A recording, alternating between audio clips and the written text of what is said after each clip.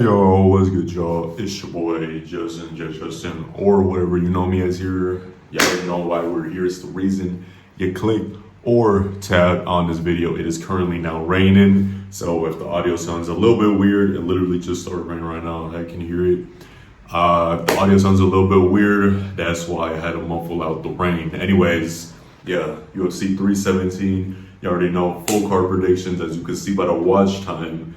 By the time duration, your boy doesn't do too much yapping. That's for the new viewers.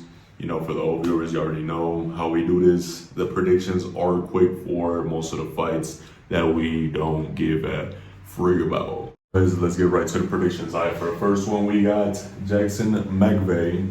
That's what we're going with. We're also going with Alvin Hines. Alvin Hines. What the fuck? Why did I say like that? We're also going with Jacoby. Even though I want to go for my boy Nico Price, I think Jacoby Smith is getting it done. I'm pretty sure that's how you say his name. I don't think it's Jacob. I'm pretty sure it's Jacoby. Then we got Terrence McKinney versus, I don't even know how to say that fucking name. I'm not even going to try it. We're going with Terrence McKinney, even though he is a terrible prospect. I ain't gonna lie. Terrible prospect. Oh shit. I didn't even know she was fighting. No wonder she was on the podcast with Rampage Jackson. Tracy Cortez versus Viviane Araujo. Obviously, we gotta go for our ball. That's our ball. We got Jose Miguel Delgado. Obviously, we got Jack Hermanson. Peyton Talbot, even though I don't like him. I also just haven't heard much of Felipe Lima in a minute. But yeah, I don't like Peyton Talbot, but I'm gonna go with him. I think he has some to prove, especially after his last fight. Renato Moicano versus Beneil Dariush. I personally always said that Beneil Dariush wasn't that good, and I was so glad when he lost to freaking Charles Oliveira, who was in the main event. Cause in my opinion, he was never that damn good. Honestly, I don't think he was ever that damn good, and I also don't think Arman Saryukin is that damn good. In my opinion, I was never a big fan of him. I always felt like, I don't know, I felt like something was always missing from him. So I was so glad when Charles knocked him the frick out. I don't dislike him, I just don't care about him. And that's almost worse than hating a fighter, when you just simply don't care about him. And like I said, I just didn't think he was that good enough. I don't think he should have ever been in title contention. But hey, that's just me. So we're gonna go with Renato Moicano. By the way, I'm also doing these video. I don't say these videos. I'm doing this video after the UFC press conference. It was pretty damn good. I fuck with him heavy. He's been stealing damn near every press conference. Joshua Van versus Brandon Royval. I don't know why Brandon is ranked number one.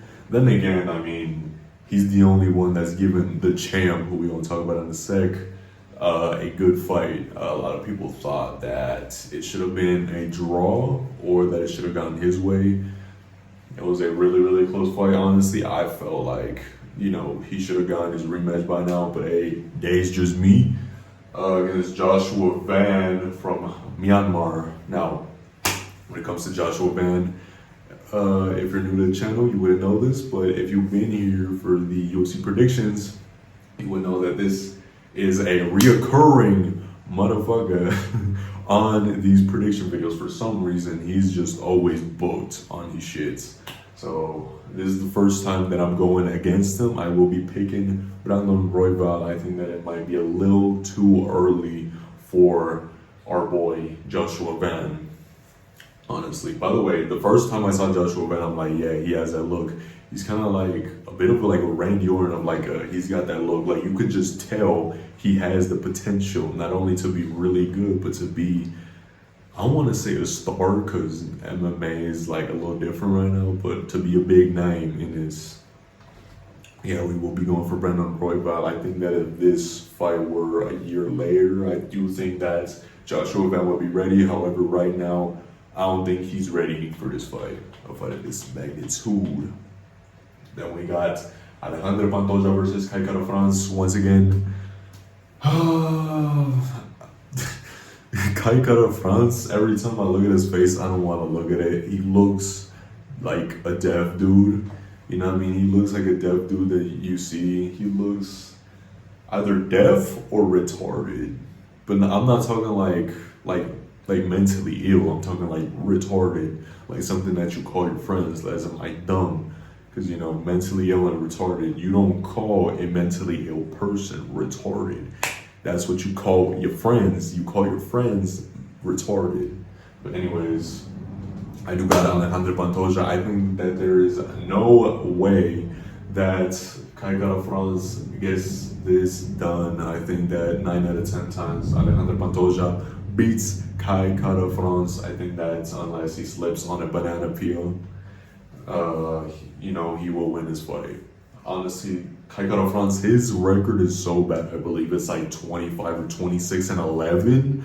And I've seen him lose, I believe, 2 fights. So obviously, Alejandro Pantoja, in my opinion, he's meant to win this. I just don't see Kai Kara France getting it done. I don't think he's that damn good. I think he is a gatekeeper. Charles Oliveira, Oliveira versus Ilia Tuporia. Now, this fight, does Ilia knock Charles out? Probably, but never say never with Charles Oliveira. Iluminado por Dios. Charles Oliveira, he has a chance. Yes, he does have a chance, in my opinion. Am I picking Charles? No, but I will tell you how I think he gets it done. Now, I've said it before on this channel, Charles Oliveira, in my opinion, has one of the best 1-2s of all time. Not just in MMA and, you know, the UFC, but also in general. I think he has one of the best 1-2s of all time. I think that 10 times out of 10, if he throws a 1-2 and you try to throw a hook or an overhand, something like that, you know, a haymaker, whatever, I think 10 times out of 10 he lands it. I know what some people are gonna say, like, oh, obviously, you know, straight shots be looping shots. No, because, you know, it depends on how both of them throw it. There is a chance that the looping shot could, you know, touch the person throwing the straight shot first. There is a chance. It depends on how both of them work. Depends on how fast they are and, you know, a couple other things. But, you know, that's more of like an 8 times out of 10, 9 times out of 10 that, you know, the straight shots beat the looping shots. But for Charles, everything with him is just so tight when he throws it. It's fast, it hits hard. It doesn't even look like it hits hard, but when you see motherfuckers get set down, that's when you're like, damn, this motherfucker hits hard. And he hasn't shown it in a minute, but then again, he hasn't been super active over the last 2 years. You know, he's only had like 2 fights. Yeah, he's had 2 fights, which is his last fight against Iron Mike Chandler, and before that, which was a terrible fight against friggin' Saryukin, who honestly I thought Charles should have beaten because I don't think Saryukin is that damn good. But anyways, how does Charles get this done? Like I said, he has, in my opinion, the best 1-2 I've ever seen. Hopefully he brings it back for this fight. If he brings back that 1-2 that's tight, friggin', that for some reason it hits so hard. The tight, fast, snappy, just everything about it is just so nice in my opinion. I think that is very underrated.